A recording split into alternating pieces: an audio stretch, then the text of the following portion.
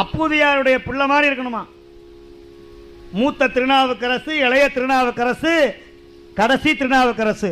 நாவுக்கரையர் வர்றாரு, சுவாமிக்கு சாப்பாடு போடணும். அப்பா, மூத்த திருநாவுக்கரசு நமக்கு பெரிய குலதெய்வம் நாவுக்கரையர், என் குருநாதர் வந்திருக்கிறார், வாழைகளை அறுத்துட்டு வான்னு சொன்னார்.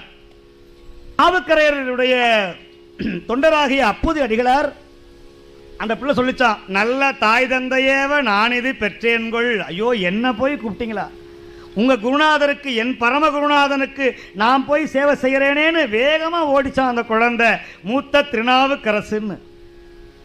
போன வேகத்தில் வாழை மரத்தில் பாம்பு இருந்ததுன்னு பார்க்கல சுவாமி. கத்தியை எடுத்து பறக்குன்னு அறுத்தார். பாம்போட வாழை அறுந்து போச்சு. பாம்பு வலிதாங்க முடியாம ஓங்கி கையில கடிச்சிருச்சு. ஐயோ நமசிவாயம்னு கீழே விழுந்தார். இந்த கையில வாழை இலை, இங்க பாம்பு கடி. அப்படியே